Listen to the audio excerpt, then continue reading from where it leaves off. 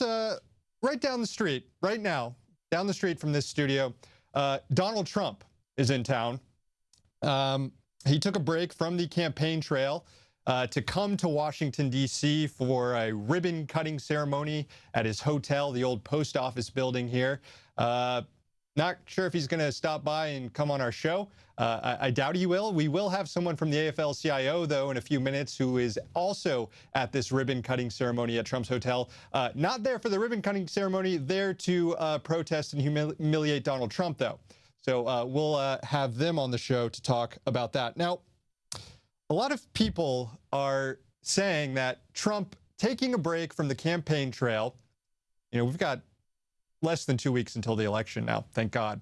But Donald Trump taking a break from the campaign trail so close to Election Day is a bit strange. It seems like his time could be better used in a swing state that he's currently losing in or something. Go to North Carolina and rail about Obamacare premiums going up or something. Go to Ohio. Try and hold on to your slim lead there if you haven't already lost it. But no, instead, Donald Trump is here in the nation's capital in Washington, D.C., a place that he's probably going to lose by 80 points on Election Day. And he's here to promote one of his new hotels. And these questions about why would Trump leave the campaign trail so close to Election Day miss the point of what Trump has been doing for the past year and a half now. His behavior, leaving the campaign trail, is exactly what you'd expect some guy who's not really that interested in winning the presidency to do. And I'm going to argue that Trump really doesn't care about winning the presidency, and that all along, this whole thing, this whole exercise in running for president has been about one thing: building Donald Trump's brand. So, of course, it makes perfect sense that 2 weeks away from the election, Donald Trump is promoting his brand, promoting a hotel that he is opening up rather than trying to get votes. And really, there's been signs of this all along. We've seen hints that this has been Trump's ultimate goal from the get-go, that he's in it to brand build, not run the free world. Remember, Michael Moore, filmmaker Michael Moore, said a few months ago that he's talked to sources who told him that Trump getting in the game last year, running for president, was all about one thing: to secure a better contract from NBC for a new season of The Apprentice. He felt like he was getting lowballed from NBC. He wanted to go boost his brand, so he decided he'd run for president, get a lot of attention, and hopefully leverage that into a new contract at The Apprentice. Of course, that probably isn't working out so well anymore, because he actually won the GOP primary and has been busy keeping up the appearance of running for president all that time. We've also seen that as soon as Donald Trump's campaign started getting funded by outside donors, once he was no longer funding the campaign himself, he began using a lot of campaign cash to reimburse his various properties and holdings for various campaign events. He's generously reimbursed his Trump hotels for office space given to his campaign. He's generously reimbursed his resorts in Mar-a-Lago and golf courses for campaign events. In other words, he's making money. His personal properties, his brand is benefiting off of his campaign cash. And then we saw just this week, it was reported, I guess, a few months ago that Trump had spent $50,000 purchasing copies of his own book so that he could give those away to guests at the RNC a few months ago. Well, now we learned from the Huffington Post that over the last month, he spent $300,000 more in campaign cash, stuff that's supposed to be used to advance his campaign, on his own book, The Art of the Deal. He bought the book as part of a fundraising ploy. He sent fundraising emails to people saying, hey, if you donate 180-something bucks, we'll give you a signed copy of this now out-of-print book, The Art of the Deal. Of course, as Huffington Post noted, the book is not out of print anymore. Anybody can go and buy it. Also, when you buy or spend $300,000 on copies of your own book, that does two things. One, it creates royalties for yourself. So you're using donations other people have given your campaign to help you run for president, and instead you're funneling that to copies of your book to help you.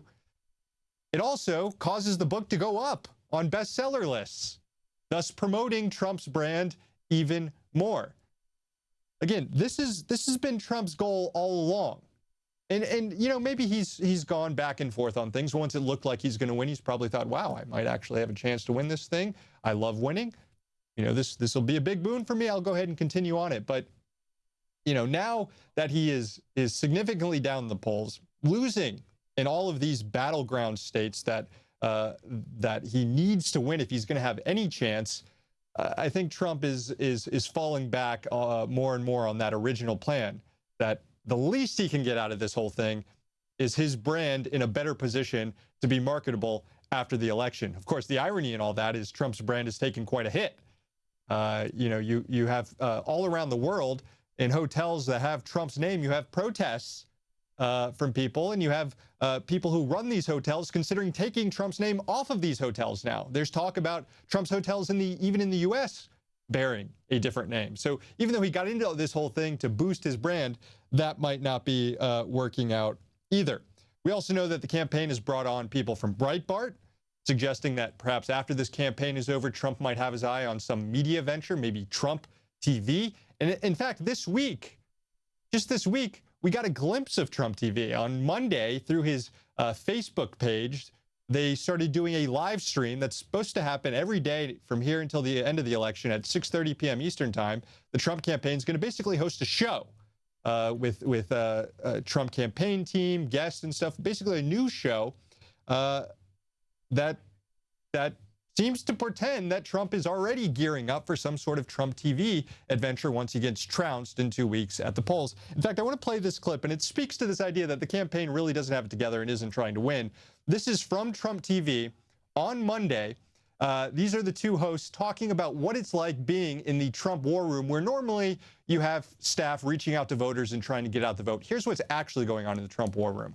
All right, welcome back into Trump Tower Live. I'm Cliff Sims. I'm joined by Boris Epstein. We're here in the Trump campaign war room. Boris, Again, you can watch this on Facebook anytime you want. Well, this is something that's pretty standard in most campaigns. Is you have a war room which is focused on communications, and as you see, you've got a lot of TVs which are great to watch. Obviously, all the networks. And I'm not going to tell you that sometimes on Sunday, a couple of football games are not thrown on these televisions. But in all seriousness, we're watching all the news. We're monitoring everything that's going on. We're having fun. We're calling out people's random names. There's this guy's name's Andy Sarabian. Sarabies! We call him out so people know.